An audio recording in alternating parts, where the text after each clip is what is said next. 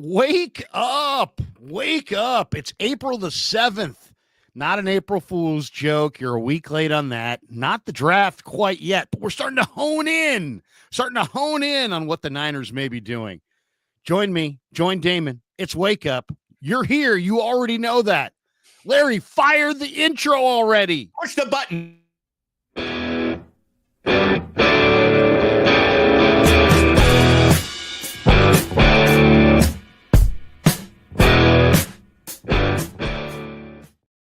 Yeah, wake up, wake up. It's great to have you here. Hit like and subscribe across both channels. Damon Bruce, Larry Krueger. Great to see so many regulars already in the chat getting ready, and it is a fun time of the year, Larry. There's no doubt about it. Not only all the draft speculation that comes with that, we had a hell of a Final Four on Saturday night. Hopefully we get a great championship game tonight. It's Masters Week. The Giants are in first place in the National League West. The Warriors, very, very interesting. Still a shot at a 50-win season out there for them. So there is so much going on. But, of course, our focus, as always, on Wake Up is what is going on with the 49ers. And like you said, it's time to hone the blade. It's time to know exactly where to make the cut. You know, we need the meat map out. I love a good meat map, and you can see where what cuts of meat come from which parts of the cow. I love a meat map, Larry. I'm sure your friends at Pig and a Pickle love a meat map. I mean, who doesn't? What are the 49ers about to do? I think it would be so much easier for guys like you and me if we could just get one question it answered honestly out of the 49ers. Like, it would really help all of my content if I could just know their answer to this question.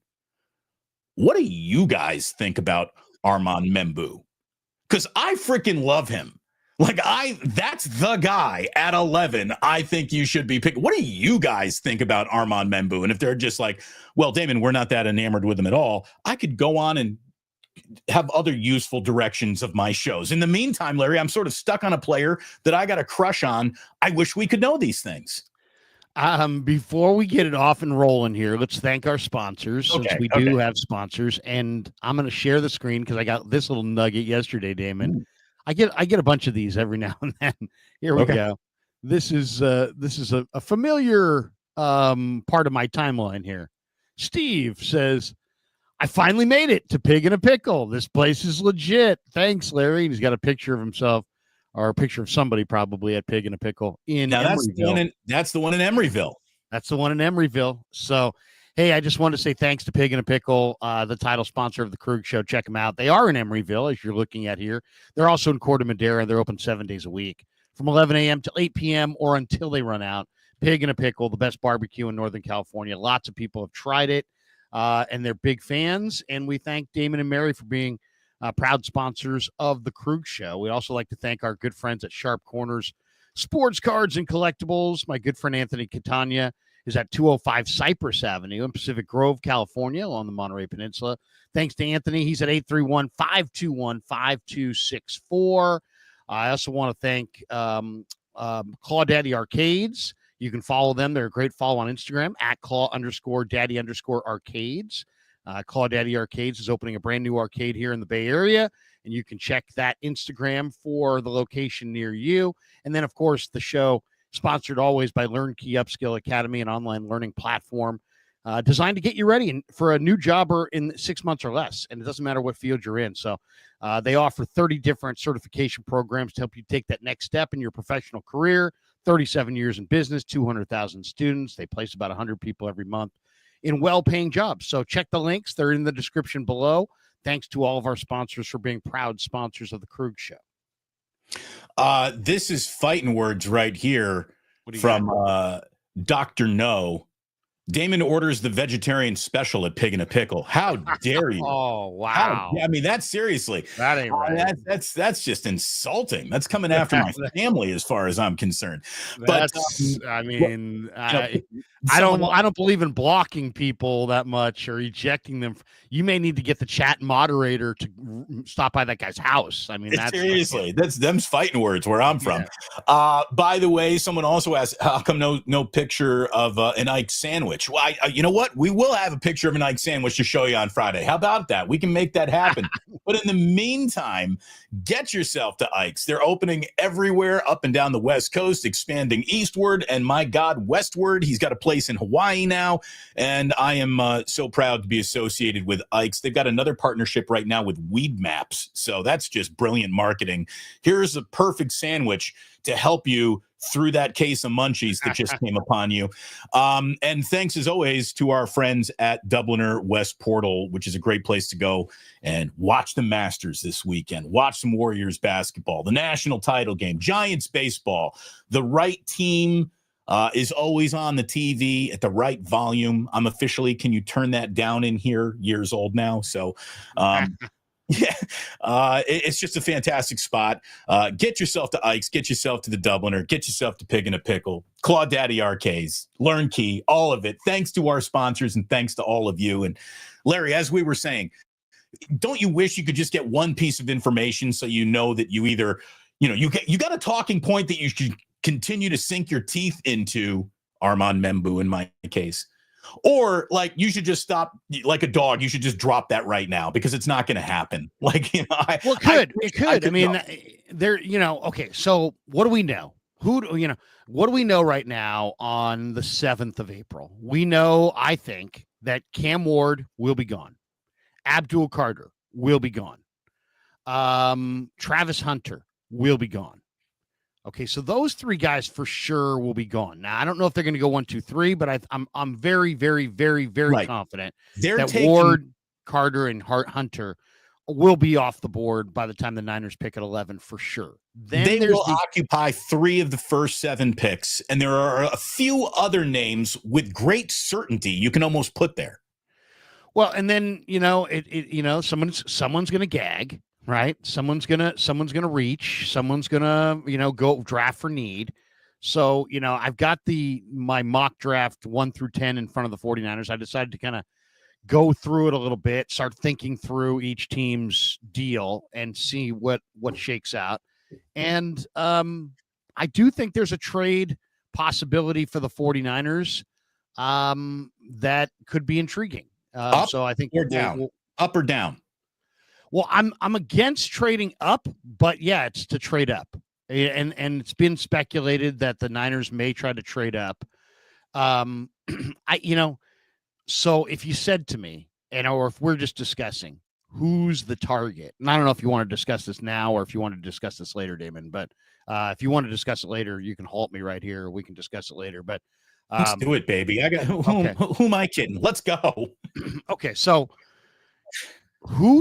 Right now, if we walked into 49-49 down there in Santa Clara, who is the guy that they absolutely want? Do they already know who they absolutely want, or is it still being debated from within?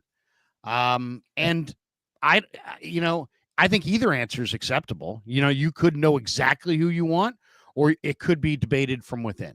If they know exactly who they want, my guess is it's Mason Graham, the big defensive tackle from Michigan, just because he is such a technician. He's so advanced. It's a technique-rich position, but he's got the techniques down. He's really, really high end. I mean, I don't know if he's got the same ceiling as some of the other guys, but his floor is miles higher than their floor. He's really, really safe. You could plug him next to Bosa, and you got something there. You got Bosa and Graham anchoring your D-line. They're comfortable with an early pick on a defensive lineman. We've seen him do it time and time again. So, yeah, that's very likely. So my guess is they want Mason Graham. Okay, so the question is, what are the chances that he falls to 11? Well, I think there's a very good chance he falls, but I don't know if he falls all the way to 11. And then the question is, would the Niners trade up to get him? Or are they just morally opposed to trading up in a year where they have so many needs and they need more picks? Maybe they're very wed to trading back, which would probably be my scenario. But I've laid out the top 10 here. I might as well just share the screen on my notes. You guys can just see this where once I walk through it, you guys can see what I'm talking about. Here's my notes on this from last night. Okay, so I have Tennessee taking. This man is sharing handwritten notes with us. Handwritten. Wow. Tennessee, I have taken Cam Ward. I agree. Okay, I think he goes number 1 to Tennessee. Cleveland, I think, would love to hit the reset at quarterback, but it just doesn't make sense for Shador here or anybody else. You could pair, Myles Garrett and Abdul Carter. Or they could also draft Travis Hunter here, but I think it's too intriguing to think of Garrett and Carter on the same line. So I went Abdul Carter number 2. Now here's where this thing gets a little haywire. The New York Giants absolutely should, probably go with Travis Hunter here at number 3. But their situation, Damon. They got mentally screwed last year on Hard Knocks. They don't know what they're doing. Joe Shane's a very young GM. Brian Daboll's just praying that he can hold on to his job for one more year. They've signed Russell Wilson. They've signed Jameis Winston, and yet they still feel like they need their long-term answer at quarterback because they are worlds away from competing. They think they just drafted the LSU receiver, and they need him to have a quarterback long-term. So, to me, Shador Sanders would be an absolute mess here. You're going to draft Shador to a room that already has Russell Wilson and Jameis Winston. Yeah, but I think they're going to do it. I think they're going to do it. I think Shador Sanders is off the board in the top 10. I just don't think he's going to the New York Giants. But keep going. I don't like Shador Sanders as a prospect. I really don't. I see a lot of the Trey Lance things as far as like he's a prospect when there's nothing really there. There's not a lot of there. Like he doesn't have this awesome arm strength. He looks accurate if you look at his completion percentage, but if you watched him play, he was totally inaccurate. He completed a high percentage because they throw it short a lot, but this is not like one of the most accurate quarterbacks of all time. And he's not particularly mobile. He doesn't have a particularly strong arm. This guy doesn't belong anywhere near the first round, let alone the 3rd pick in the draft. But I think he is going really high. And he did have a good year, 37 touchdowns, 10 picks, 74% completion percentage. So at Colorado. So he's going to go 3, I think. Where this draft, I think, is going to really pivot is this next pick, 4. A lot of people think Travis Hunter will be like, oh, yeah, run the card in. The Patriots need a receiver badly. But he's more of a corner specialty receiver than he is receiver. If I'm drafting Travis Hunter, he's playing defense. He's a corner. Yeah. He's an awesome corner. He's Jalen Ramsey. Now, he might be able to play a little offense, right? I wouldn't mind. Even for the 49ers, I was thinking about this. Should the Niners try to trade up for a Travis Hunter? Because Robert Saleh did have Sauce Gardner in New York and, DJ Reed. He had a good corner tandem. And if he likes this draft, I'm a believer, Damon, that there's a very high likelihood that the Niners may trade for Bryce Huff from Philadelphia, who's worn out his welcome there, but 2 years ago was awesome for the Jets. And I think the Niners may be that team that adds him. So if you're Robert Saleh and you knew that you were going to trade a day 3 pick for Bryce Huff, so now you know that you're going to have Huff and Bosa off the edges, maybe you would want to trade up for a Travis Hunter. Maybe you would want that true number 1 corner. In that case, could the Niners trade up for Travis Hunter? They could.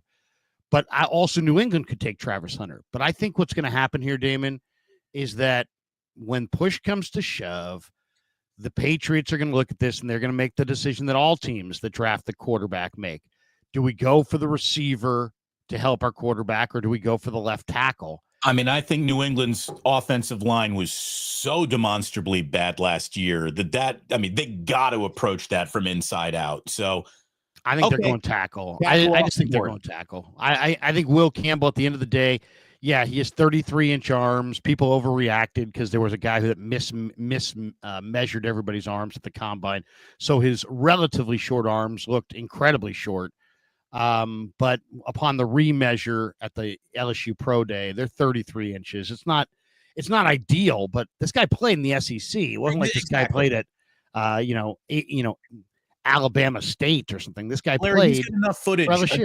He's got enough footage and tape against elite defenders in one of the best conferences in America to just completely alleviate anybody's concerned about a half an inch of arm length. So I think, so I agree. And I think the Patriots, well, when push comes to shove with the clock ticking, I think they're going to go for the big offensive blue chipper tackle in Will Campbell at 4 over Travis Hunter. So that kind of throws the draft into a little bit of a tailspin, because I think most people thought Travis Hunter was going in the top 3. Now he's there at 5 for Jacksonville. And I think Jacksonville probably is going to take him there at 5. Last year they had Brian Thomas. It's not they need anything on defense. It's not me anymore. This could be a good pick. 2 ACLs. Trent is out of there. And so I do think Travis Hunter falling in the lap of Gladstone, I believe, the new general manager, he'll look at it as value. You got to remember this. A lot of young GMs, they're worried about what everybody else says. They don't have the courage of their own convictions. They're worried about what the people are going to say about them. So there's no way Jacksonville's going to reach. Right. And so what you do is you take the guy that was supposed to go 3 that fell to 5 unexpectedly, and everybody calls you a conquering hero. Well, here's the thing. Not only would you get a universal round of applause for the pick, who's, one of the favorites in this draft, but you're also getting what I think is going to be a really, really good football player. Like, this isn't just a ceremonial, I did something good. Oh. I think he's a real player. So you get the best, in my opinion, you got the best player in the draft. Now, some people think it's Abdul Carter, but I think Hunter's a better prospect. If you said who's the best prospect in this draft, I'd say Travis Hunter. No doubt in my mind. He's a number 1 corner who, is a dominant player, had, 4 or 5 interceptions or whatever, but then he also is a receiver who can make big plays if you need him to. He's not going to be a 2-way receiver corner in the NFL full-time, but he's going to be a full-time corner and a packaged receiver that's involved in maybe 3 wides or something like that. He's just an absolute football stud. I believe John Madden would describe him as a football player. I mean, it's fitting that he was coached by Dion. He's Dion. He's a gigantic corner who's great, who also could easily play wide receiver. I mean, it's like, and he's got great ball skills. So I think he goes to Jacksonville at 5. All right. I think Jacksonville was going to take Mason Graham. So now Mason Graham is on the board for the Raiders at 6. And here's where I could see the 49ers potentially trading. There is talk that the Raiders and the Niners may trade. I think it was a Bleacher Report rumor. Is that the one that you were looking at earlier, Damon? Or did you mention a rumor earlier? No, I don't have I've got a Trey Hendrickson rumor, which I know is our thumbnail, and we'll get to Trey Hendrickson, but this is where we started today. Yeah, we'll get to Trey Hendrickson next. But let's just say the Raiders are there at 6, okay? I think the Raiders really want Ashton Genty from Boise State, and they could take him right there at 6. But the Raiders are cognizant of the value as well. I think this could be a trade opportunity. What do you think of this one? How about the Niners trade Ayuk in 11 and a future pick to the Raiders for Michael Mayer in 6? The Niners trade up, get Mason Graham and the tight end. The Raiders trade down and get Brandon Ayuk and the 11th pick and a future pick. The Niners take Mason Graham at 6. The Raiders fall to 11, where they'll take Ashton Genty, but a little bit more comfortably. What do you The think? only thing I don't like about that idea is the extra fluff the Niners are giving the Raiders in that pick to get it done. Why can't it just be players and pick? I don't like the future, but I Well, I don't think know. you're I'm just saying if you had right. to But throw a here's the future thing. pick, In terms of and I don't even know what following, round that would be. in terms of following your logical bouncing ball, yeah, I could see that happening. I don't think that that's out of, you're way off, Krueger. There's no chance that could happen. No, that could happen. That could happen. Okay, I don't know how much I actually even like it, but could it happen? Sure. Yeah, I don't know if I like it either because I kind of think that the Niners are in a prime position to trade back or to plug and pick at 11. But let's just say, that's out there. That potentially could be out there. So instead, since we're not projecting trades here, I had the Raiders taking Genty at 6. Okay. So then the Jets are on the clock at 7. And I think there's a very good chance the Jets could go with Jackson Dart. But because the Jets see that Armand Membu is still on the board and they badly need a right tackle, I would say that the Jets are going to take Armand Membu. I think the tackle fall for Membu ends right here. I think he goes number 7 to the Jets. I think Carolina at 8 is a wild card. They could take either of the Georgia guys, Mikael Williams or Jalen Walker. I have them taking Mikael Williams just because a little bit bigger, a little bit more of a blue chip defensive end, maybe a little safer as far as on the hoof. He's 6'5", 260. The other guys looks more like a outside linebacker. So right. So anyway, I have the Carolina Panthers at 8 taking Mikael Williams. I have the Saints at number 9. They could be the wild card, could take Mason Graham, but I think the Saints are going to go quarterback, and I think they're going to take Jackson Dart. I think Dart is moving up the charts, and I think he'll land at number 9 with the Saints. They don't have their long-term quarterback there. Even though you've got a scenario where what I'm about to say isn't happening in your scenario, Jackson Dart going in the top 10 is a huge fucking reach. So good luck with that. And Yeah. B, the best possible thing that could ever happen to the 49ers in this draft. If Jackson Dart is in the top 10, they are going to get one of their tackles, Larry, or the defensive tackle of their choice or the offensive tackle that remains. It's a good thing. It's a good thing if Dart goes in front of the Niners, and he could go 7 to the Jets. He could go 9 to the Saints. I have him going 9 to the Saints. So then we have Ryan Poles, 1 pick in front of the Niners. And, I could see the Bears trying to squeeze the Niners here. Because the Bears will know that the Niners want Mason Graham. I think that the Bears will know that the Niners want Mason Graham. The Bears themselves, now you're a Bears guy, but I don't have their depth chart in front of me. But they have Jervon Dexter, right? Don't they have? And he's an interior player. Who's their other interior player? They have Billings, right? They have a couple interior players. It's Montez Sweat, Jarrett, Dexter Senior, and then the Grady Jarrett.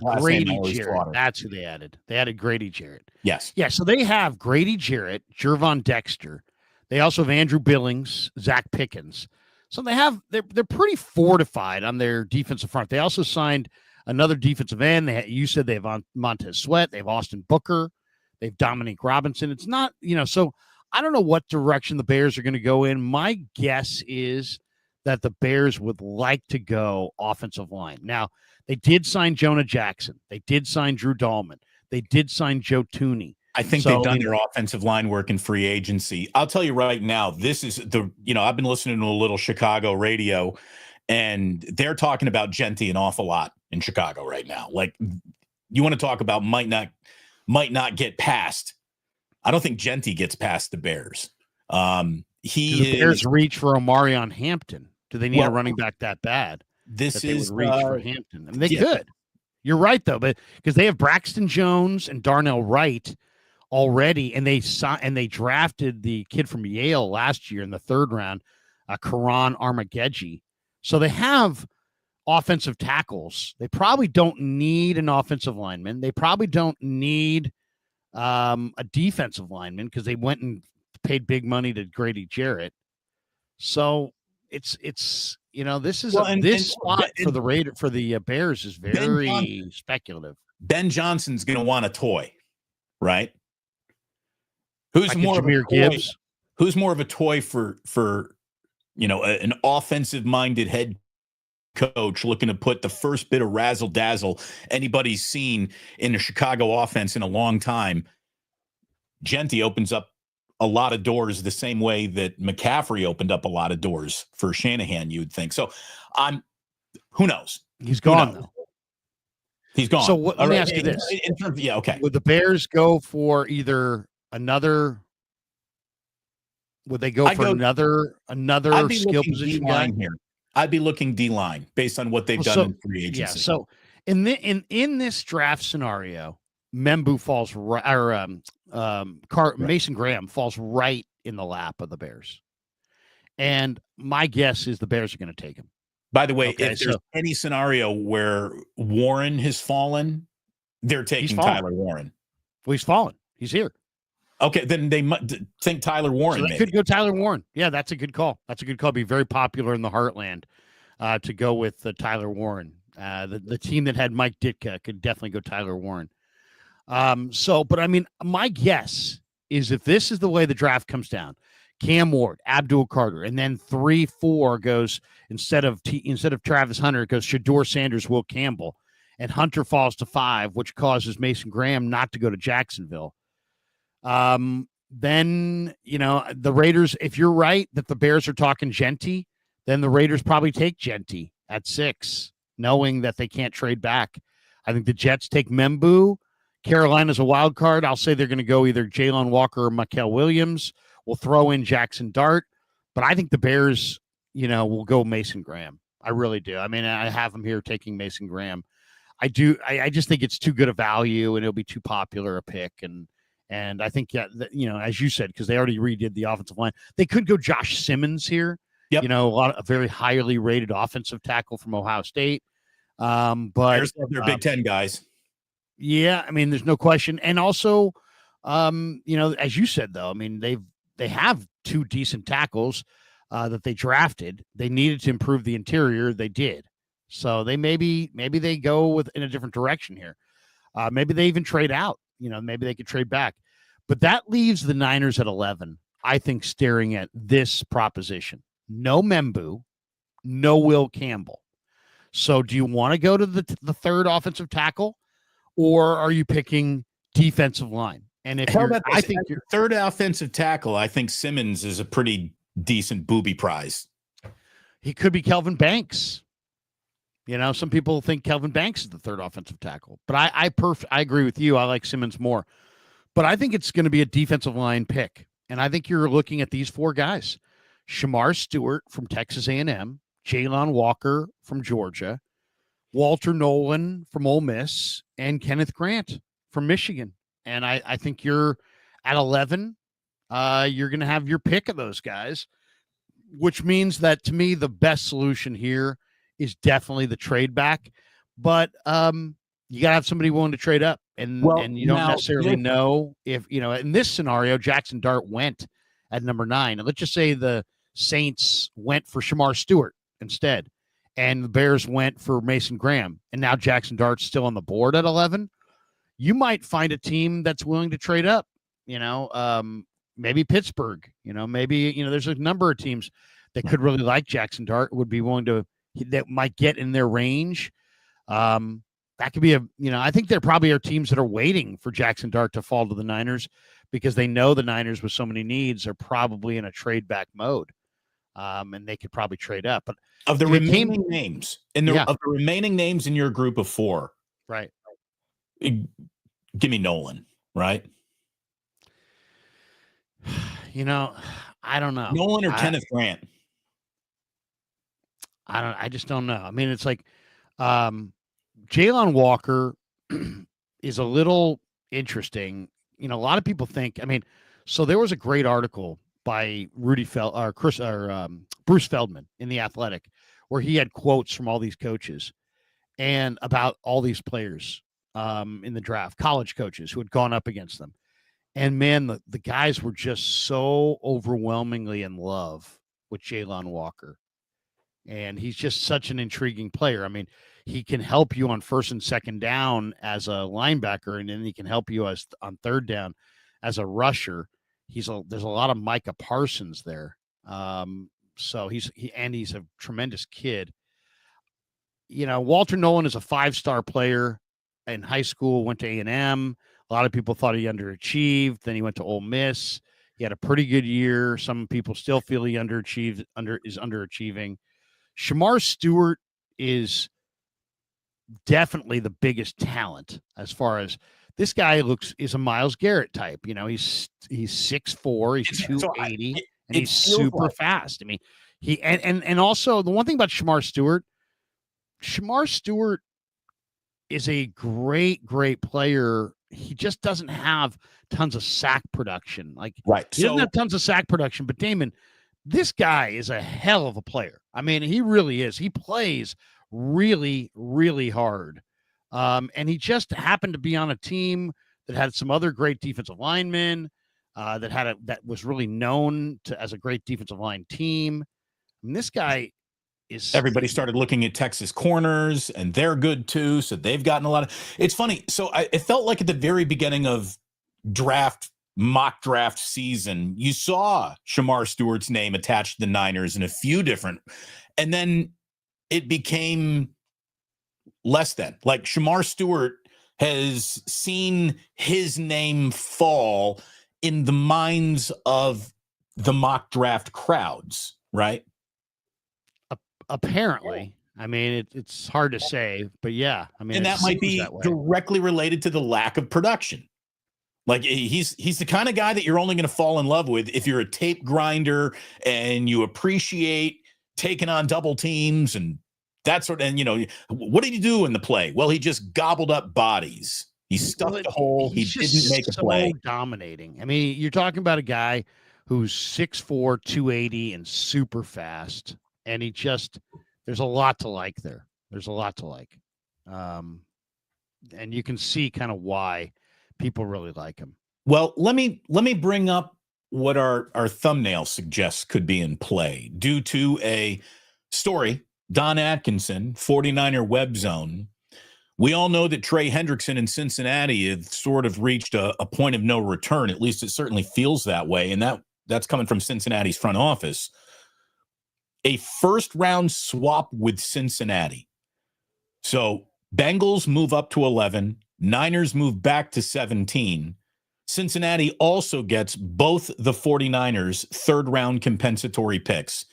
So it's a pick swap in the first round, 2 third-rounders for Trey Hendrickson. 17.5 sack season. He's 30.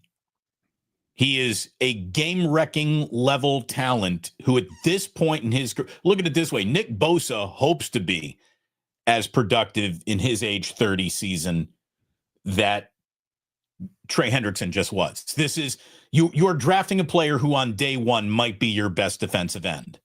Or not drafting, you'd be trading for, excuse me. He's better than Bosa in terms of just getting to the quarterback, at least last year he was. 77 sacks in 110 career games.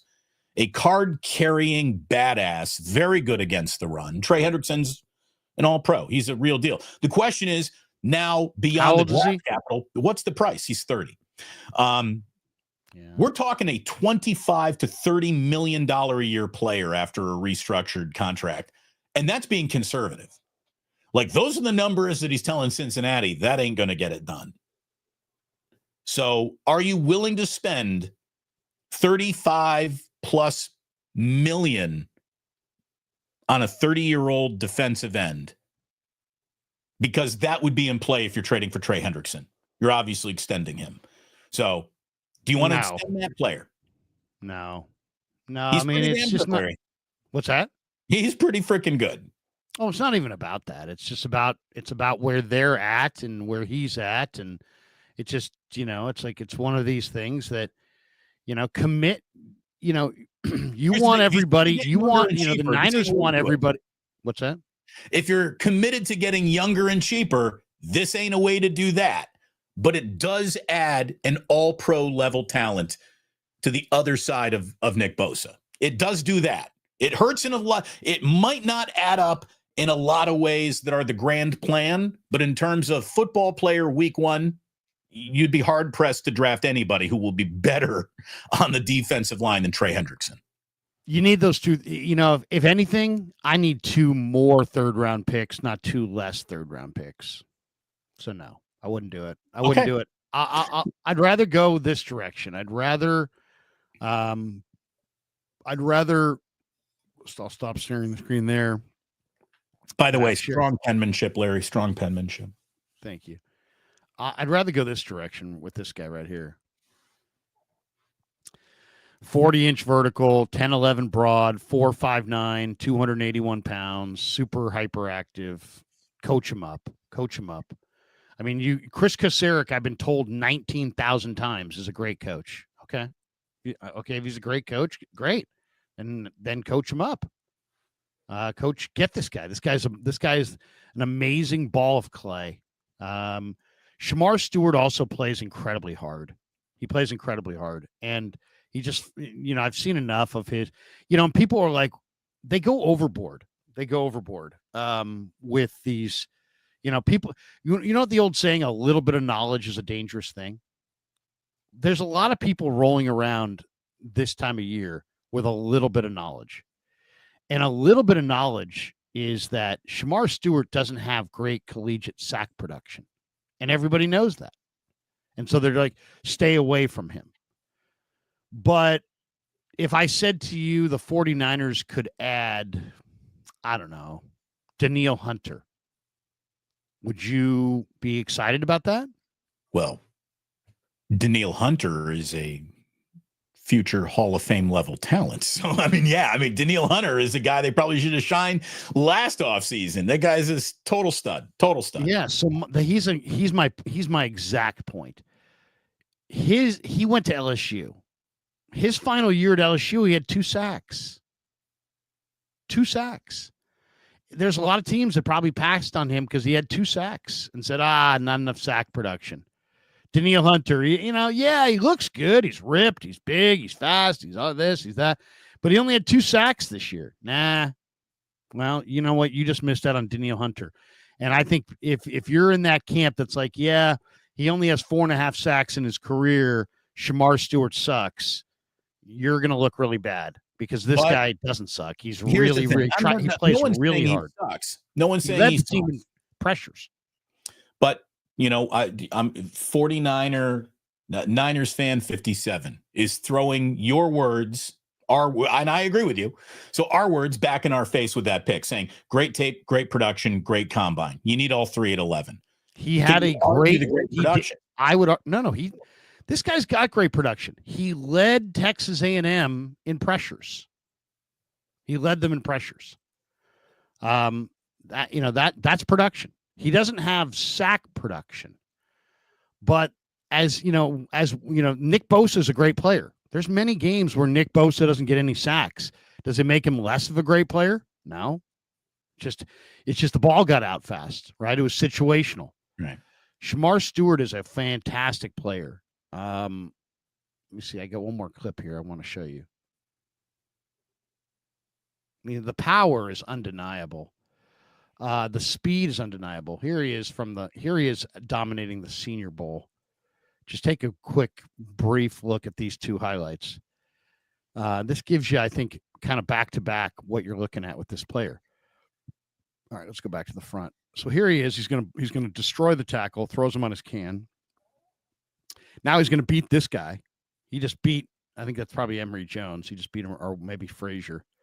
He's countered back inside. He's just a beast. He's 280 pounds, plays super hard, very, very athletic, doesn't have a good idea of what to do with his hands right now. He also doesn't have a good idea of what number a defensive lineman should wear. 14, that's some candy-ass quarterback shit. What are you doing? Well, I'm not a big fan. I wish they had never switched the number thing myself, but I like a defensive end wearing 99, 98. Yes. Yeah. I agree. But the overarching point is that Shamar Stewart doesn't have sack production, but don't confuse that with he sucks.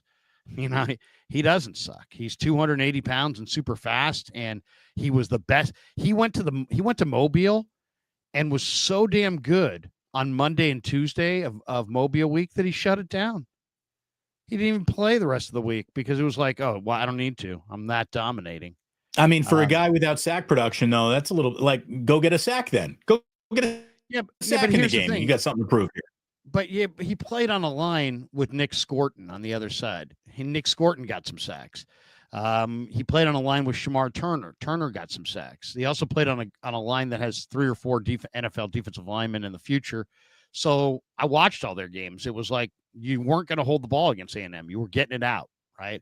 So a lot of it's just situational. A lot of it's just he didn't get sack production because the quarterback knew you got Shamar Stewart, Shamar Turner, Nick Scorton. This is the best defensive line in the SEC. Get rid of the ball, and teams did. So I personally, I'm just saying, I love Jalen Walker, I love Walter Nolan, I love Kenneth Grant, and I love Shamar Stewart. They're all really, really intriguing. I like Shamar Stewart. I don't know. I don't know if he's a first round guy, Larry. If you like Shamar Stewart, he might be sitting there in the second round. Oh, no. He won't. He's definitely going in the first round. I would say he's got a better chance of being drafted in front of the 49ers than falling to 43. He's just that big and fat. I mean, you're talking about a guy who went to the same school and has the almost exact same physical profile as Myles Garrett. So I mean, you're going to have a hard time dropping this guy to the second round. But I think, look at it this way: if the Niners were to trade back into the late teens, early 20s, and this is the pick there, I like it a lot more than this is the pick at 11. I guess. I mean, you're value, I guess, but I mean, I don't do a lot of that. I really don't do a lot of that value because to me, I would rather draft a player a round too early. I mean, like we do this game of the value game, but then it doesn't work in reverse. Like, you know what I'm saying? It's like, would George Kittle have been a bad pick in the 4th round? No, he would have been a great pick. He was a greater pick in the 5th round, but he would have been a great pick in the 4th round. My point is this: if you can play, it's okay. Draft guys can play, and you don't worry. Nobody ever worries about where they're drafted. Look, Larry, draft guys can't play, and everybody's always worried. We redraft the George Kittle draft. George Kittle is a top 10 player. He's going in. George Kittle. But I'm just saying, like DJ Jones was taken in the 6th round. Would DJ Jones have been a bad pick if you took him in the 5th round? No. You know what I mean? So if you hit, like, there's a miss rate for these picks. So if you hit, period, generally it's going to be a good pick wherever you pick them. But I hear what you're saying. I mean, if you could trade back further, I get what you're saying. And I kind of agree. If you really think Shamar Stewart's the guy, but you feel like, you could get him at 17 or something, 15 or something, then trade back. Or if you like two guys equally the same and you're like, you know what, I don't care which guy we get. We just want to get one of these two. This is why John Lynch lives in Atherton, because he's the guy who has to figure out this game of chicken with other GMs. I dare you to make the pick that I'm going to trade back because I think that he's going to be. I mean, that's where the whole damn draft is. It's where the drama is. It's why we have a list of names being read is one of our entire sports world leans forward to watch it, because everybody's making guesses based on just their own educated guesses. That's all this is. This is a game of educated guesses. There's no guarantee anybody. Travis Hunter might suck at the next level. Doesn't feel like it. Doesn't seem likely. He might blow in the NFL. We've seen that level of can't miss talent get destroyed by this league. So that's why, when I hear like Trey Hendrickson. But Trey Hendrickson doesn't fit their timeline. Trey Hendrickson is, I agree with you there. I agree with He's you. 30. I mean, if Trey Hendrickson, I mean, videos. What's going on here? let's just not live in denial. No more denial. It's like, you know what? Here's the question. Here's the ultimate question. Are the 49ers Super Bowl contenders in 2025, or are they kidding themselves if they think they're Super Bowl contenders in 2025? And I asked this question because Kawakami the other day, stated out just straight, fact, like it was a fact. Now, he doesn't know anything about the draft. And so he's just, he's in that kind of, I can't imagine that they could possibly have a good enough draft to compete. And I get that. But when you're on top, it looks like you're never going to be knocked off your perch. And when you're not quite on top, it looks like you're never going to get there. The reality is, Philly looked horrible at the end of last year. They couldn't stop Tampa Bay to save their life. They changed out some coordinators, added a couple DBs, signed a couple free agents, and won the Super Bowl this year. So, and it can. I'm not willing to say on April the 7th that the Niners have no shot. But if you ask them, I'm sure they would say, hey, it's business as usual. But obviously they're hitting somewhat of a reset. They've said goodbye to 20 veterans. They're leaning so heavily on this 2025 draft. I think the question has to be asked. I think the 49ers wish of being a contender this year, is it bullshit? Is there no shot? And we're all kidding ourselves. And this is just, only Jed and John and Parag and people who are in Niner land are going to, espouse this viewpoint. But is it, what I can't stand are the people who come out and are espouse the viewpoint of they have no shot. And then when they do well, it's like, yeah, well, they had a small shot. Well, no. You said big mouth know-it-all. They had no shot. Are you going to own it? Are you going to own it? Are you going to own no shot as the 49ers go, 11 wins this year with a shitty schedule and with a young up-and-coming roster filled with a lot of exciting young draft picks? You're going to tell everybody they got no shot? Because that's what some people believe. They have no shot. And if you're stand up and be accounted then. If you're going to go hardcore in either direction, because I think that to speak with concrete certainty at this point in time about anything the 49ers are about to do is nothing says I'm desperate for you to watch me. It's just you're desperate for attention. No one really knows what the Niners are going to be. The best thing that I like about their playoff chances is their path, because I don't know enough about them yet. No one does. They don't know enough about themselves yet, but I love their path. That last play schedule with Robert Saleh and a new special teams coordinator back in the room. I mean, look, it's first of all, there is no such thing as a bad NFL opponent.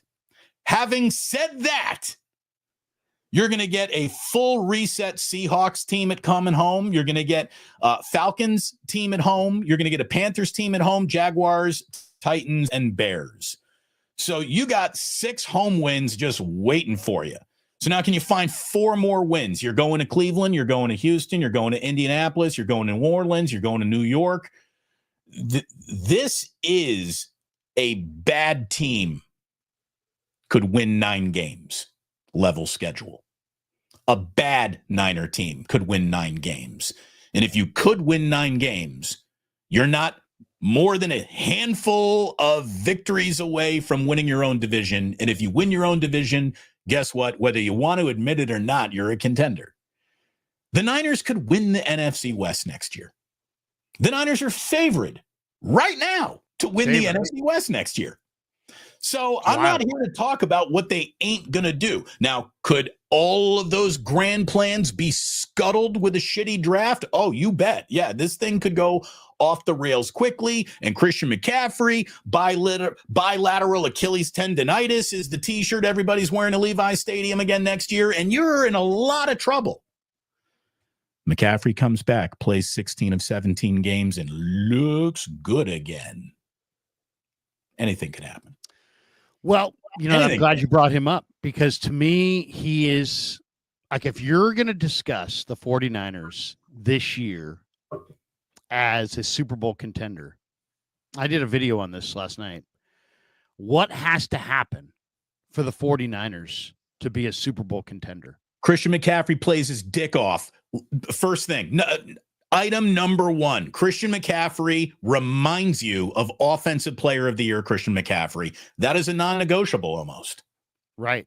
So he's coming off of a PCL injury and tendinitis, which unless tendinitis has changed since last time I looked it up, is chronic in both Achilles. So he has chronic tendinitis in both Achilles, and he's coming off a PCL injury, and he's 30, right? So I would say that running back, like a starting caliber running back, is absolutely on the 49ers draft list. Because look at it this way. The season is over before it starts if you don't get a good running back behind Christian McCaffrey and he goes down. Because you don't have Mason anymore. So unless you have a big time running back that you draft, you're putting all your eggs in the Christian McCaffrey health basket. Well, and that's not a good basket to be in right now. That's not a good basket to be in. So I mean that to me, like I did this video yesterday about what the Niners, the 15 things that the 15 questions the Niners need to answer before, if they're going to win the Super Bowl next year at Levi's. And one of them is they either need Christian McCaffrey, as you just said, to come back and become Christian McCaffrey again, or they need to draft a running back a whole lot higher than they probably want to, because they got to they're a running football team, and they're a play action pass football team, and they're a football team that has Brock Purdy and is built on running the ball. It's like they have to have a runner. So they either have to have McCaffrey get healthy, or they've got to get a serious runner in this draft.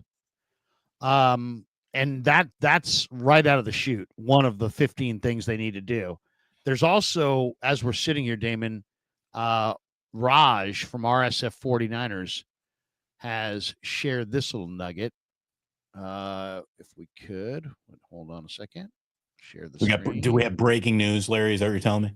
Well, I don't know if it's truly breaking news because it's kind of commonplace this time of year, but at least we have news.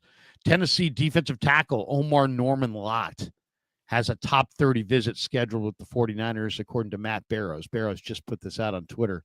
It's a great picture. A lot right there. It's just a behemoth of a man. Now, this guy is interesting from the standpoint of if you really do, let's just assume they have a lot of 30 visits, but let's assume they want this guy. This is a third round defensive tackle. So maybe you are going Jalen Walker. Maybe you are going Armand Membu. Maybe you are going Will Campbell. Maybe you are going, Shamar Stewart. Maybe you're not going Walter Nolan or Kenneth Grant in the first 3 rounds because you're going with Omar Norman-Lott in round 3. So just an interesting, this guy's thought to be a third round guy. They're interviewing a lot of offensive linemen. They're interviewing a lot of defensive linemen, guys that fit all over the board. They've already talked to Nolan and everything. So it's not like, this is like some revelation, but this is a good player. I did watch this player. He didn't have great stats because Tennessee plays their defensive linemen in a pretty liberal rotation. And so he didn't play as many snaps as a lot of the other players. But this guy is a monster. He's from Sacramento, went to Grant High School in Sacramento, and is just a monster as far as a mover. This guy moves incredibly well for a guy who's as strong as he is. I really like, the more I watch Omar Norman-Lott, the more I really like him. And if they went, a different position, non-defensive tackle in round 1 and took Omar Norman-Lott in round 3, I'm totally fine with that. What they do, D-tackle, day 3, rounds, 4 through the end of the draft. What they do in rounds, what they do on day 3, Larry, is whether or not they go to the playoffs, right? I mean, they need this year production. They need possibly. They need this year production out of guys who normally get drafted in the coach them up, wait and see draft picks. They're going to need a 5th rounder that is George Kittley this year. Somebody's going to have to hit.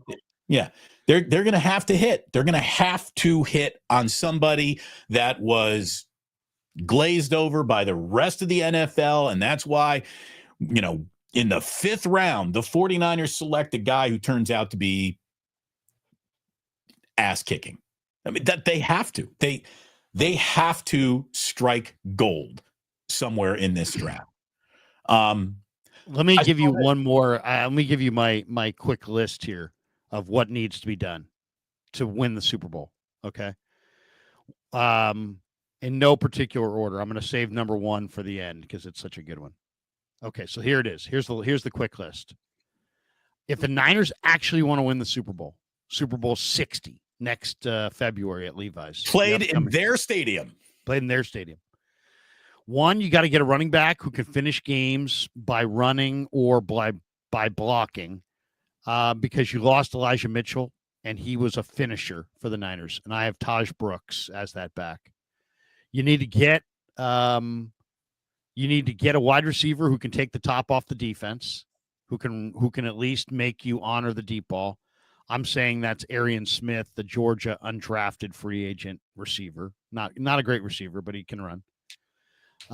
You need to get a day 3 wide receiver who can play, run routes, catch the ball, work the middle of the field, excellent ball skills, to play, because you're not going to have Debo, you're not going to have Ayuk. Andrew Armstrong might not be bad from Arkansas. I'm saying Zachary Franklin from Illinois, but either way, you need that day 3 receiver. You need to get a swing offensive tackle who can play right tackle and left tackle, because you lost Jalen Moore. I'm going to say Miles Hinton in the 7th round from Michigan. You got to run the ball better in short yardage and on the goal line. And I'm saying that's Willie Lampkin. Go get Willie Lampkin in the 6th round, a guard, a center, a fullback, for crying out loud.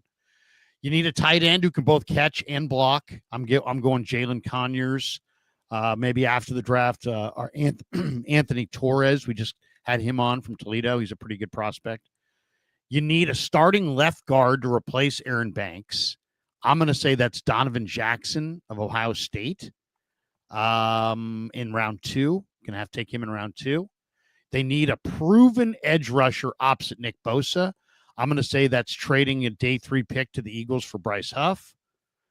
You need a Dre Greenlaw replacement. I'm going to say that's Eugene Asante, the Auburn linebacker, in the 4th round. CMC, as I said to you before, Damon, may return and be great. He may never be the same. So their whole season's riding on his ability, or on their ability, to find a starting caliber running back. I say you invest in a running back on day 2, either Travion Henderson, Quinshon Judkins, DJ Giddens, RJ Harvey, something like that. All teams need an underrated quarter. What's that? You got a defensive lineman in this draft here? I'm getting to it. Okay. All teams need an underrated quarterback to be added at some point in the draft. I'm saying Peyton Thorne from Auburn, who they call the Vanilla Vic. He runs well.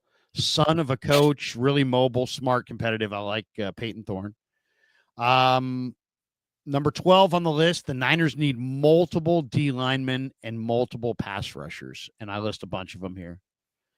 And number 14 on the list, or 13 on the list, the Niners need a veteran cornerback, maybe an Asante Samuel, or a couple of day 3 corners, and there's some good ones. 14 on the list, Niners need a veteran place kicker. I'm saying Nick Folk, Damon, instead of Jake Moody. They need a veteran place kicker. And last but certainly not least, and this obviously provided the most comments, you can't pretend like, the old Billy Bean line, hope is not a game plan. You just can't hope that you're going to be better against the Eagles You have to do things to be better against the Eagles. The Eagles are on top. They're young, they're talented, they're loaded. They've got a young quarterback, they got a young defense. They're drafting well, they're loaded. They're better than you, there's no question. But they also have this fundamental advantage on you. You're playing for 3 downs and punting on 4th down. They're playing 4 downs. So you have to defend and defeat the tush push. And to me, there is one player in this draft, and it's Desmond Watson, the Florida 465-pound defensive tackle, who I absolutely would acquire an extra 7th-round pick and draft that guy. He's not a sideshow. He's the Shaq O'Neal of all defensive tackles. Then why isn't he going in the first 6 rounds? He's 6'6", 464 pounds, because people don't understand or see the value of this player. 36 reps of 225. Damon, That's you don't big. do 36 reps of 225 because you're fat. No. You do 36 reps of 225 because you're strong. This guy's got the bet. That, by the way, those 36 reps would have led the entire combine. His upper body strength is undeniable. His anchor strength is the greatest of all time. He's literally rooted into the ground like a sequoia. The guy's an island unto himself. Well, you better be. I mean, at 400 pounds, you should be known for having some sand in your pants. Holy shit. I mean, that's... He's not running go routes. Give me 464-pound Desmond Watson against the Eagles' 304-pound center Cam Jurgens. I'll take my chances. If Philly wants to bring some caveman shit, some caveman tactics to the NFL, and the NFL League of Rules officials have decided that they're just going to table it, they're not going to ban it, then the Niners and every other team in pro football have to go caveman back. You're not beating caveman tactics with some reasonable idea. You're going to have to go caveman yourself. Right. And you're not going to finesse yourself. You're not going to finesse yourself around the tush push. But I will say this. You're not going to win a rock fight by writing a letter. You're going to have to get a bigger rock and throw it harder. And Desmond Watson is the answer. Think outside the box.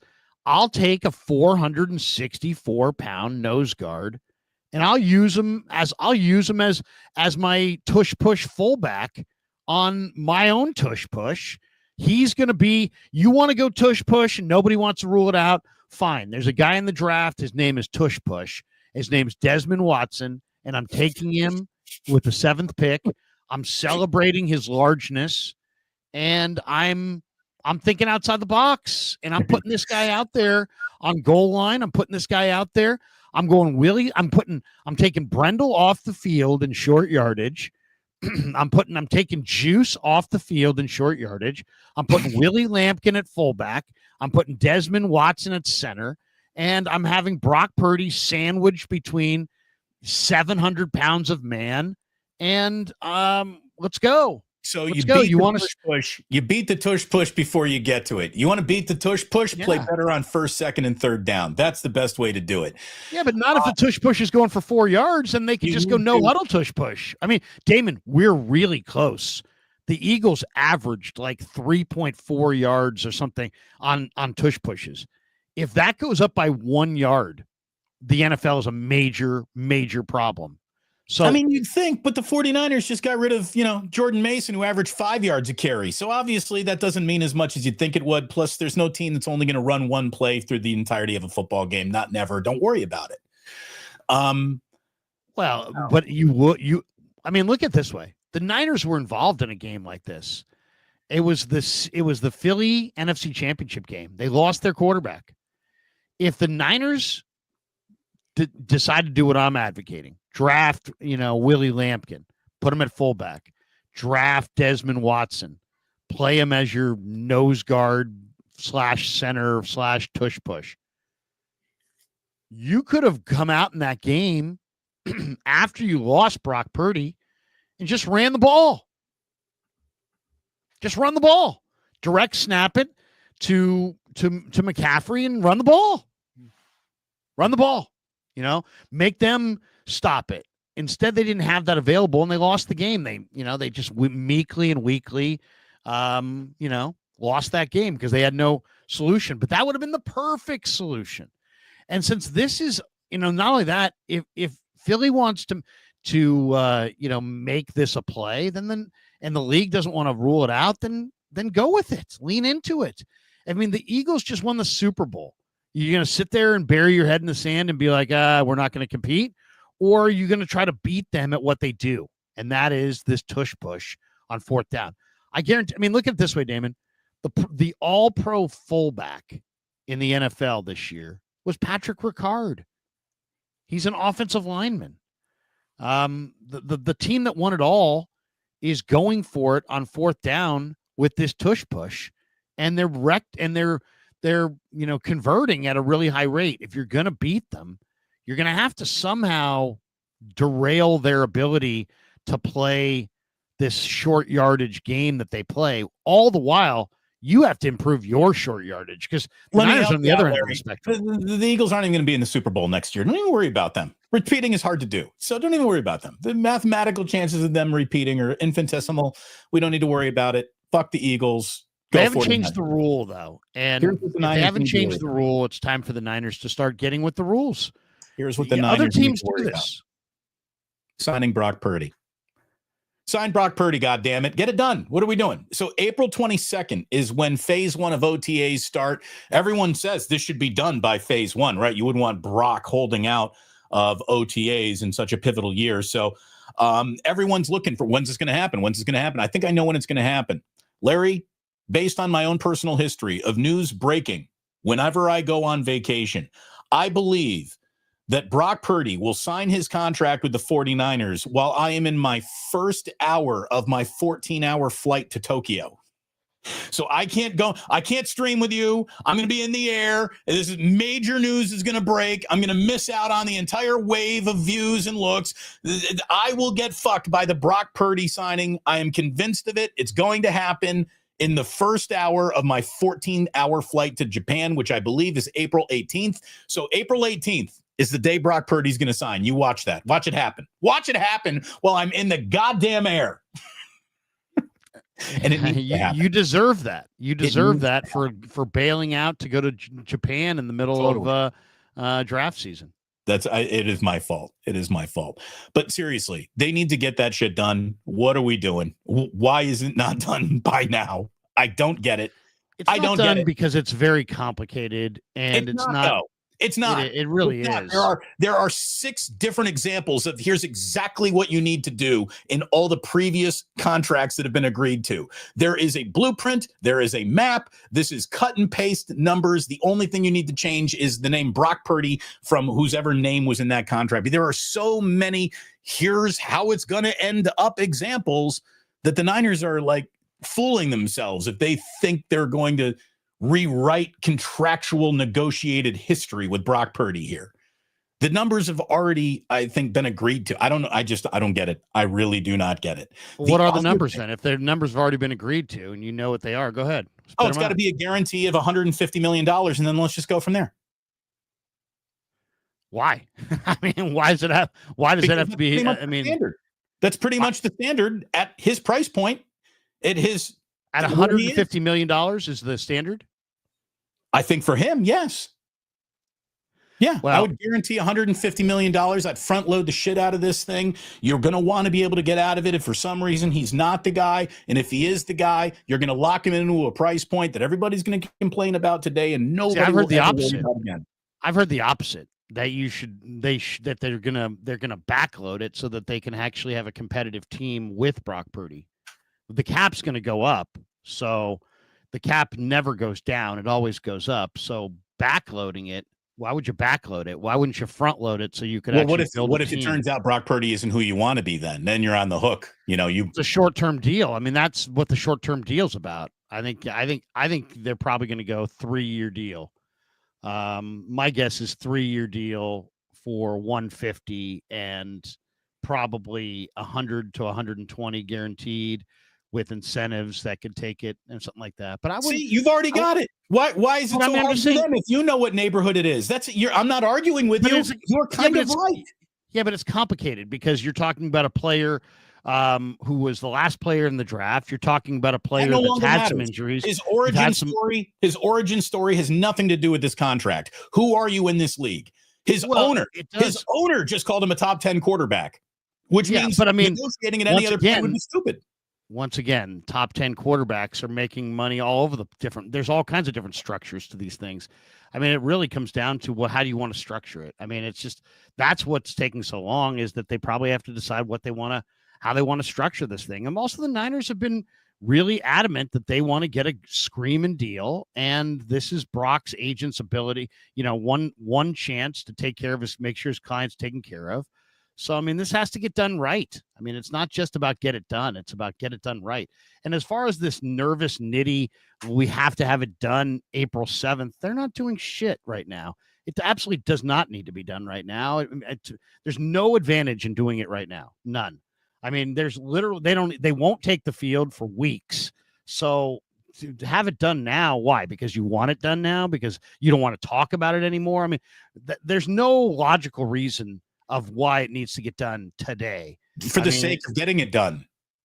For the sake of having your entire budget easily planned out with extensions for Kittle, Warner, whoever else you got coming up as a vet, you want to break off the right way. It just makes all business going forward easier, because every price point and number will be defined based on this price point and number. So lock that shit in. I just think you're gonna get it done. But once again, I mean, this like, they need to get it done right now on April the 7th makes no sense at all, because they don't play until July. They don't even hit the field until, for another month. So sure. I'm not really getting the urgency. Well, look at it this way. Why did the Bills operate with urgency? Why do you take care of this shit? You get it done. Why put off to tomorrow what you can get done today? And I really do believe there's a path to get this shit done. I can't believe it's not done by now, to be totally honest with you. I can't believe it. It should be done by now. It should be. Does it have to be? No, I don't think it should be done by now at all. I think it should be done by when they actually want to go on the field. That's when it should be done. It should be done by the time it's time to go, take the field. So that's probably in May or late April. No, probably early May after the draft. April 22nd. Phase 1 of OTAs begins on April 22nd. So if you're looking, I'm not worried about phase 1. I'm more worried about my deadline. If there would be a deadline, it would be get there when the full team convenes post draft. Then you have everybody there. I want your rookies, get your veterans. That's when stuff really happens. The rookie minicamp is just a matter of, who did we draft? What do they look like? Shake off the rust. Get some guys, some field work that maybe had some injuries. With Sam Darnold, you really need to get it done is you need to get it done when you're starting to install. When you're starting to install your offense, that's when you need to have everybody on the field, not before. I agree with you. I also totally disagree with you, because the number one guy I want every single rookie meeting on day one, the first person whose hand you should shake, is this guy's right here, Brock Purdy. He's the example that you want to set. This is the guy. If Sam Darnold said, watching this guy made me better, what rookie wouldn't that apply to in this upcoming draft? I just want to get it done. Don't start without him. Have the most important player in the boat before it pushes away from the dock. Now, I'm not saying you can't come back and get a player after April 22nd. You were not going to come back for him, but I just want it done. Just get it. How about this way? The Niners have been slow playing every contract right up to the 11th hour in all the years where they haven't won a Super Bowl. So try it differently. See what happens. Get it done. Get it done before I get on the airplane to go to Tokyo. That's what I really want. That's what you really want. That's what I fucking want. And you should want that too. Every Niner fan should want this done before. Nobody should want that. Nobody should want that. The only thing Niner fans should care about is that their quarterback is ready to roll when it's time to roll, not when it's time for you to roll to Japan.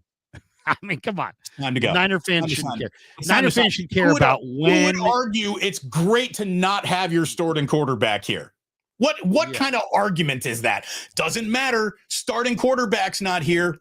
We're not playing yet. Don't worry about it. Now, this is about setting tone. This is about resetting a culture. This is about all the leaders in the room that you used to count on to lead shit. Half of them ain't here anymore due to this offseason. So who's a future leader of this team? Well, it better be the guy you're about to give $55 million a year to, who's your starting quarterback. So have that guy there. That's all I'm saying. It'd be silly not to. Why do you need it? I guess you don't need it, but you should have it. It can't hurt. Brock Purdy's here. Ugh. Who says that? Ugh, what? Why is he here? He doesn't need to be here until we're installing shit for week 1.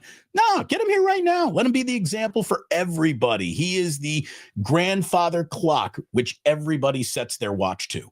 That's what I would want. And get it done before I go to Tokyo. Yeah, I just get it done by camp. Get it done by camp, and that's fine with me. I really don't care about if Brock Purdy is there today or Meanwhile, tomorrow. I do have an example of Kyle Shanahan maybe starting to see the Matrix. It's a slow weekend when you get like Luke Farrell in your headlines when you Google 49ers news. And there's some nice stories out there about Luke Farrell and Shanahan admitting that they really needed a blocking tight end after losing Charlie Werner, which thank you very much. I was the captain of the Charlie Werner fan club. I thought that losing him was devastating to the 49ers running game. And I think it was last year. There were a number of things that made it a rough year for the running game. Losing Charlie Werner was one of them. Now I think you got to get George Kittle into pass plays and off the line based on the fact you got no wide receivers. And Kyle Shanahan says, and I quote, Kittle is really good in pass protection, but you don't always want to use a guy in pass protection that's really good in routes. So having another tight end with length to block defensive end is important. Ding, ding, ding, ding, ding, ding, ding, ding. This is good. That's good. I mean, I don't, what are we even talking about? It's like you didn't need a blocking tight end in the past. You didn't find a need for a blocking tight end in the past. It's like you have Kittle. He's a great blocker. He's a great receiver. You have no other good blockers. You went into camp last year with Mason Pline, receiver. Only blocking tight end you had was Saubert, and you wind up having to use Saubert, and he was pretty miserable. He's not very good. So, yeah, what they really need is not a blocking tight end. What they really need is a two-way player, a player who can catch and block, another tight end who's an all-around tight end who can do what it they all. need? They need Delaney Walker 2.0. They just need another tight end who can block and receive, because if you just have a blocker, then what if you have to throw it to him? I mean, Charlie Werner was a terrible receiver. They never should have paid Charlie Werner. I'm glad they didn't, because he couldn't catch at all. Awesome run blocking tight end. Absolutely opened up half of the magic that was Atlanta's, I believe, league leading rushing attack this year. Yeah, I mean, he's a good blocking tight end. He's a great blocking tight end. Then get another blocker. I mean, there's offensive linemen all over the place. Since you threw Charlie Werner none passes, then maybe it really doesn't matter if the guy can catch. And then why would you use a tight end at all? Why wouldn't you just get an offensive tackle like lots of teams do? I want to see the Niners be better on the margins this year. Enough of this, everybody else is doing this, but we don't need to, care about the margins. You're not going that good. You do need to care about the margins. You do need to stop the tush push. You do need to run the ball on the goal line. You do need to, incremental advantages. You do need a blocking tight end. So that you can get George in the pattern. You do need a two-way tight end so that they know that your blocking tight end is right now you put Luke Farrell out there, people are going to know you're going to run the ball. If you put Charlie Werner out there, the downside was people knew you were going to run the ball. And if you were going to pass the ball, you had a non-factor player there. Well, it sounds like you got more of the same. How about this? How about instead of non-factors in half the game, how about you get a player that can do both, that can catch the ball and block? I think I would invest in that player because George is older. He's 30. He's not going to play forever. And you don't have right now you have Pline and Tongas and Braden Willis. They're all receivers. They're all underpowered receivers who don't block well. So George, you're going to once again, you got the exact same situation you had last year. You got a blocking tight end that can't catch. And anytime people see him, they're going to know you're going to run. So I don't see where they've really helped themselves. Maybe he's slightly better than their blocking Saubert tight end from last year.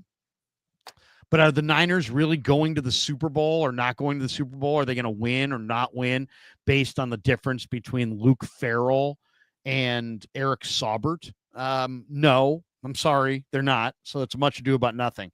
So what they really need is they got to find a tight end who nobody knows. Like, you see him out there, it doesn't give it away. It doesn't automatically tell you, we know it's coming because we see this guy out there. And there's a few guys like that in this draft. Well, look, is there a guy out there who's going to be instantly better on day one? And if you just coach up Mason Pline, Mason Pline's got the size, he's got the smarts, he's got the build, he's got what you'd think you'd need to have that player. Coach that guy up. I'd rather see them coach the shit out of Mason Pline than draft some tight end whose name we'll never get to know.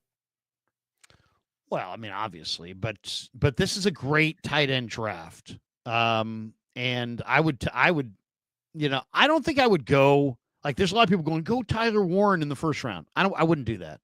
I wouldn't do that just because I wouldn't want to, the Niners aren't going to use that much 12 personnel. And then you're going to have this player that has all this value that you're not going to use two tight end sets that much. You can't use two tight end sets enough to justify Tyler Warren at 11 when you have all kinds of needs across your football team. You can't have a second tight end that you're going to use in 12 personnel. How many times a game are you going to run 12 personnel? Dozen times a game? That would be a ton. The fact that you brought Kyle Juszczyk back means not much. Yeah. So, I mean, I personally would definitely, this is a great tight end draft, and I would try to get a tight end, maybe even a couple tight ends. But I'm doing it day 3 and after the draft, not with Tyler Warren. Larry, I'm out of coffee, which means it's time to go to the supers. All right, let's hit the supers here. Corey Wiggs says, sorry I'm late. Did you cover the X rumor that Kelvin Banks is the Niners' #1 target? No, we did not cover that rumor, and I hope that's not a rumor worth covering, I would hope. Why? The #1 target, Kelvin Banks, #1 name on the board. I don't know. I mean, I don't know. We would just type in Kelvin Banks 49ers and see what pops up. I didn't see that. I did not see that. I'm usually all over this stuff. Yeah. It's kind of coming out of nowhere to me too. Let's see. Where is it coming from? There's some guy named Lobs says the source told me the 49ers are extremely high in Kelvin Banks. Well, Lobs has no source, so you can forget that. That's a non-source. Let's see. My source told me if Will Johnson's available at 11, 49ers are taking him. If their top-ranked offensive tackle is gone. My sources. My sources. Lobs. Ooh. Come on, Lobs. Stop. My sources. This other mock draft I read, my sources. Kelvin Banks. Who knows? But I'll say this. I would not want Kelvin Banks. I don't know if you saw the article, but there was a Bob McKinn. Did you see the Bob McKinn article? Yeah, I did. You did see that? I think I did. Look at it this way. I read something that I was thinking about. Should I talk about Kelvin Banks to make me sound like a thorough? And this article made me think I'm not going to try to learn an awful lot about Kelvin Banks. Okay, so this was a good article. This was on Niners Nation. Okay. And it was a Kyle Posey article. Kyle Posey's a really good writer. Mm-hmm. And he's a football coach. He's a good guy. I've had him on the show before. And basically with these scouts, he had anonymous scouts quotes on Will Campbell, Armand Membu, Kelvin Banks, and Josh Connerly. Damon, these scouts, scouts are a lot of times negative, right? Because anybody can be positive. They're, negative is being critical, and they are always, if nothing else, they're critical. Here's what they said about these guys, just so you can I'll read you the 4 quotes. Here's Will Campbell. This is one anonymous scout. He's super talented, can do it all. He's quick, he's athletic. His technique's really good. In the run game, he can position or jolt people. In pass pro, he can mirror. He can give up some pressures every so often on an inside move mostly. He's got Pro Bowl talent. His arms are a little short. They'd be the only concern. The arm length and the hand measurements at the combine were the shortest and smallest among the top tackles. There's always exceptions. There's always outliers, the scout said. So that they really like Campbell. One scout said he's less than Jonah Williams as a left tackle, but as a right tackle, he'd be a good player. Again, it's amazing how Will Campbell's arm length will lead Sports Center, but for this guy, it really doesn't matter. We're talking about Will Campbell. No, we're talking about Will Campbell. This is the quote about Kelvin Banks, right? No, this is Will Campbell. I'm going to give you the Banks in a second. I'm sorry. Will Campbell was a 5-star recruit. He says the scout says you can find plenty of negative reps on this kid. If you want to knock holes in him and not take him, you can find whiffs and misses and getting pushed back. If you take him as a left tackle, you're going to be disappointed. You've got to have an alternative plan. If you take him as a right tackle or as a guard, then he'll prove to be a good pick. So that was the Campbell quote. Okay. Here's the Banks quote. And this is not a good quote. This is one scout. This is what I read. I don't see it in this guy at all. Big dude, average athlete, gets beat a lot, falls off blocks, not very strong, not very athletic, has issues in space. He'd have to be a guard for me. So, I mean, right there, I mean, I see the same thing. That's exactly what I see. I mean, when I read that, I was like, God, these scouts are so freaking good. It's true. He's a big dude, average athlete. Jalen Walker beat him 3 times in the Georgia game for sacks. He does fall off blocks. He doesn't look incredibly strong. He doesn't look awesomely athletic. He just looks like a pretty big dude on a really big Texas line that was okay. He looks okay. To me, he looks like a guard, not a tackle. Well, that's the thing. So the other guard or the other tackles might play at guard, but you draft either Campbell or Membu thinking this is your heir apparent at either tackle position, where it doesn't sound like this guy's going to be an heir apparent to any tackle position. Either way, the quote on that the Niners are going to see. The quote on Membu's set is also not great. He says he's strong, not overpowering, and not real mean. He struggles when power rushers get to his chest. Wish he had a little bit more pop on contact. I loved his traits. I didn't think he was quite ready. One guy said Anchor's kind of average. The instincts are kind of average. I think it will take him a little bit of time. So I don't know if he's a walk-in day one starter. One guy said, hey, if you're set everywhere across the line, Membu's going to be the one to draft. He's a hell of a right tackle. I think I agree with that too. I think Membu is a fantastic right tackle. So anyway, to me, it's interesting. One, because, a lot of people do think Banks to the Niners is going to happen. I would hope that wouldn't happen. Joseph Ernberg in the house. Have a great week. Love you guys. Trade back. Thank you, Joseph. That's your most positive comment in months. Thank you. Seriously, trade back. It sounded a little negative, but then trade back. James Foster, career TFLs. Bosa has 86. Trey Hendrickson was 71. Yeah, but, if you just based it on last year, I would say Hendrickson might be better than Bosa. I mean, he was last year. Thomas Selman, hey, taking your advice and taking my wife to Water Bar and may do the Dubliner West Portal. So they're not close to each other. Jed said paying Purdy should be easy, but not done yet. Why? It's my question. It should be easier. It should be easier than this. I don't know why more time is what this needs. It needs more money attached to it, not more time. The Niners try to play this. I mean, it is frustrating. I'll say this. It is frustrating because the 49ers play this game of, that's our, Jed's going to talk him up. He's our guy, but then Parag's going to come in and just put the screws to him. So it's like, is he your guy or not? And the sad thing is, like, there's a good chunk of the fan base who are like, don't pay this guy. It's like, dude, why? So you can take a gamble in the draft on somebody who may or may not be good, or go after a veteran like Cousins or Rodgers who clearly passed their prime, just all because you were getting a little cold feet about paying this guy $50 million when that's clearly the going rate. That's what Tua makes. That's what Lawrence makes. That's what Prescott. I mean, these guys are all making north of 50. But Brock's got to set the new mold where he doesn't make it. I mean, it's just, to me, people have gone too far on this thing. Fuji Simeon, thanks for the Giants live stream, Larry. Chug, did you see so I'm doing the live stream, the Chug live stream.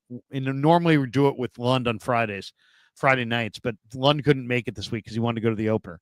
So I threw Danny in there, and Danny and I watched the game on the opener on Friday.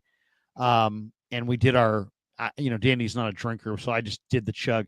So I get down to the last inning, and I'm like, Danny, I got one more beer left. I go, should I just chug it here, or should I wait for the Giants to win? I was waiting for the Giants to win, but the Mariners tied the game. So he's like, you might want to chug it now, because if you don't chug it now, if Adames gets out, the Giants are going to lose this game. And I go, you know what? Let's do it. I'll do a motivational chug. So I threw back my Pliny the Elder, and literally, Damon, 5 seconds later, line drive to right field, 2-run single, Giants win. I mean, we might as well credit you with the game-winning RBI. So thank you. I'll say this, it's opening day. Everybody's excited to be in the ballpark. You got to be there for like 5.5 hours. That was a slow-moving game, but it was a lot of fun. It was really good. And I got to tell you, I don't know what's more amazing, the Dodgers' near historic start, or the fact that the Giants are even off to a better start. The Giants lead the National League West with the Dodgers opening 9-2 on the year. It's amazing. The Giants do opening day so well, by the way. Yeah, the Giants, I'm critical of the Giants from time to time, only justifiably so. But they do opening day really well. No one does ceremony better. No one. They really do. Better. They do it as well as anybody. The Yankees aren't as good at it. Yeah, I mean, the Giants do it, as I said, as well as anybody. But they had John Miller dressed like Darkwing Duck. Yeah, they had a memorial for all the people who have passed in this last year. And like when we all have our friends that like we're not really friends with, but they're like more like acquaintances, Mm-hmm. And we don't keep up with them, and we don't have their number in our phone and that kind of thing. And you and I have been doing this a while now, so it's like we know a lot of the people, some of the guards at the Warrior game, and some of the people, ushers at the Giants game. People, yes, security. Yeah, we know the people behind the scenes. And there was, they're showing the faces of the people that passed. And one of the people that passed this year was a wonderful lady who used to work in the Giants press box. And I loved her. I loved talking to her. Her name was Paulette. Do you remember Paulette from the press box? I remember Paulette. And Paulette was such a sweet lady. By the way, I didn't even know that she passed away. I missed that part of the I saw her face, and oh man, she reminds me so much of my mother, Damon. And she was such a sweet lady. And these are good, I say good jobs. I don't know if they're good jobs, because I don't know if they're well-paying jobs, but they're important jobs for a lot of people. And the Giants have shown a lot of loyalty to a lot of their workers through the years. Yeah. Anyway, it was very sad. I saw that Paulette is no longer with us, and I just had a tear. Because I really loved seeing her, and she always had this great enthusiasm for the Giants, but also for the people that were in the press box. She would take care of you. She would if she recognized you. She asked you a question about yourself. Yeah. How's your show? How's your wife? How's your kids? How's life? She was just a wonderful woman. Yeah, a wonderful woman, and she was probably in her 70s, and I get, hey man, this is just life, right? Yeah. I guess, but at the same time, sad. It was very sad. 70s, it still feels like a tad too young. It does. It really does. So, but Paulette, if you're up there, we love you, and we'll miss you. We'll absolutely miss you. Look at it this way: it just got a little bit harder to sneak into Heaven's press box. Yeah, it's Paulette on the scene. I'm glad you remembered her. Because I do, absolutely. Yeah, she was a wonderful, wonderful woman. You know what she would always make sure? She made sure everybody in that press box got that night's bobblehead. Yeah. That night's whatever giveaway was. She would make sure that you got one too, especially if she knew you had kids. Yeah. Oh, she was a wonderful lady. Wonderful lady. And we just, share so many encounters through the years, and very sad. I'm very sad for her and for her family. But Paulette, we love you. Hopefully you're up there doing great. By the way, and we got to get going because I got to pee, and then I got an 11 o'clock. But the one thing that Farhan might have gotten right here, yeah, is Jung Hoo. He does look good. If that guy's going to hit 350 with a 4-something on base all year, and he does that for a couple of years, Farhan got that one right. Don't run into walls, Jung-Hoo. But, yeah, as long as he doesn't run into walls, he's really good. Fuji Simeon, tough upcoming road series against the Yankees and Phillies. Yeah, no question. Giants will be tested early. If the Giants somehow blister the Yankees and Phillies early, that'll be a great sign. Harold McAllister, Ty Robinson, Nebraska, defensive tackle, defensive end, and Ja'Cory Brooks, Louisville wide receiver, are my day 3 draft crushes. Harold, definitely love Ty Robinson, and check out Nash Hutmacher, his line mate there. I got to go check out Ja'Cory Brooks because somebody was talking him up the other day, and I got to check him out. He played for Shug. He caught balls for Tyler Shug. Barry Ford, bang, bang from Memphis. Great show, guys, for the jar. Thank you, Barry. Thank you very much, Barry. Hope you and Mary are having a great day in Memphis. And that's going to do it for us. We're out of here. Damon, you're streaming in 15 minutes. What do you got cooking at 11? Hey, we're going to talk a little bit about a one that the Warriors took on the chin last night. How much does it really matter? A lot, not much. We're going to be talking Giants' great start. We're going to be talking an A Saturday night in the Final Four. And if we get a really good championship game tonight, this is going to be an A+ Final Four, which, given the fact it was a C- opening round and at best a B in the Sweet 16, ending this tournament with an A+ Final Four would be the great way to send off what has been a really good final round here. And we're going to talk a little White Lotus too, Larry. Holy shit. White Lotus. We're talking White Lotus on the show as well. I'm not getting that last reference. HBO, man. It was the Sunday night show du jour on HBO. Lots to talk about in White Lotus. There you go. Join Damon at 11. I'm putting out a bunch of videos today. Hopefully you guys enjoy that. No Niners Nightly tonight because Giants playing the Reds tonight. So there'll be no Niners Nightly Monday or Tuesday. But we will have Niners Nightly on Wednesday, Thursday, and Friday of this week. So I'll stream probably later on this afternoon with Grant, tonight with John Lund, and Damon and I are back on Friday for another edition of Wake Up. All right, that's going to do it for us.